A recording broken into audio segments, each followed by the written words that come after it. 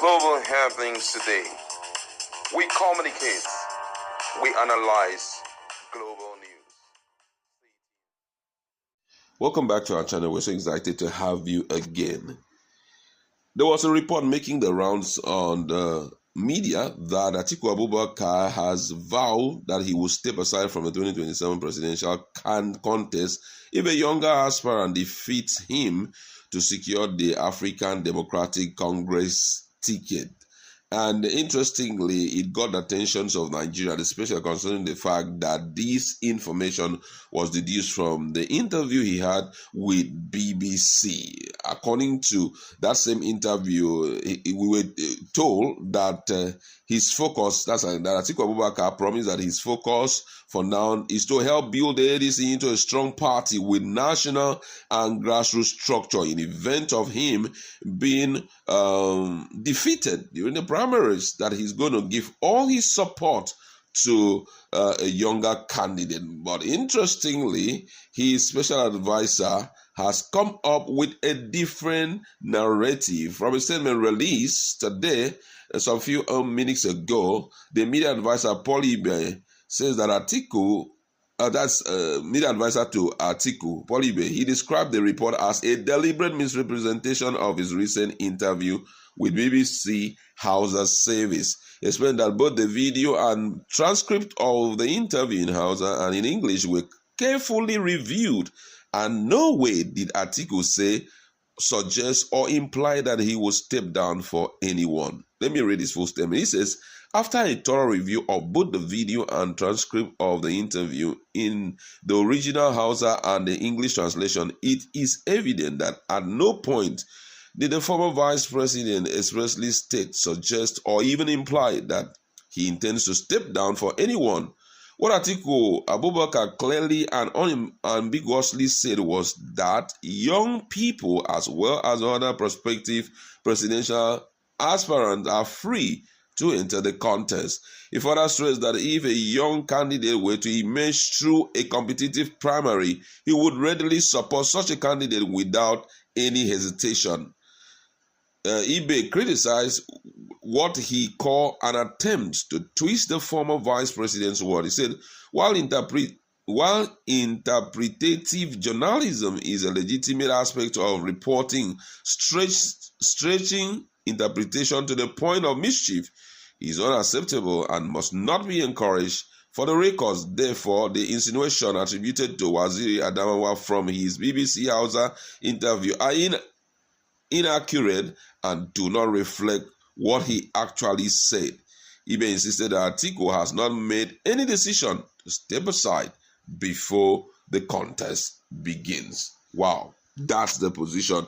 So all those people that were running to the social media to thank Atiku, thank you, sir, for accepting to step down. We are so grateful that you have decided to allow Peter Obi to run the show. We remain ever thankful. Bros, no, they drop. He has stolen Nigerians. I'm going nowhere. And right now, I think most Nigerians are reacting to it a great deal, and they're like, man, this man don't bust our bubble and all of that. But that aside, my colleagues in the house, do you think that Atiku Abubakar rewriting what was written before will trigger some negative reaction towards his candidacy and all of that? Negative bow. Somebody that has been doing this for the past 30 years. Even when I saw it, I looked at it and said, this could be a case of misunderstanding. How? As how did it happen, that Atiku, how? His spirit, soul, and body is there. What are you saying? When I saw it, I said, there will be somebody. Is it that they don't question him well, or he didn't understand the question? If he wanted to, he would have said so a long time ago. Even if the whole world lies, let them come against him. He doesn't care. He believes if a million can enter, it's his whole too. It's his own con. You don't understand.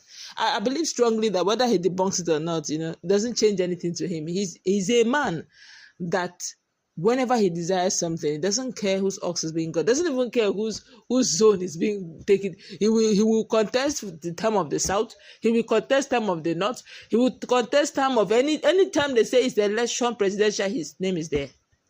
And be rest assured that if there's a primary, his name will be brought out. I don't know how he does it, but it's banker. And whenever he comes out that he will not win. So it's as if over time, PDP have learned to see it as a waste of ticket, quote and unquote.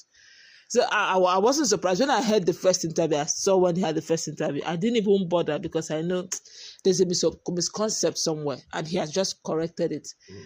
Those who are telling him, God bless you, thank you, sir, we appreciate you. I was like, that was a bit too fast. In fact, I'm sure when he started saying thank you, he said, why are they thanking me? What did I do? I know it's not possible. But then it clearly shows that if Peter Obi was thinking that when he goes to ADC, his dear elder brother will give him ticket. Now he has a rethink.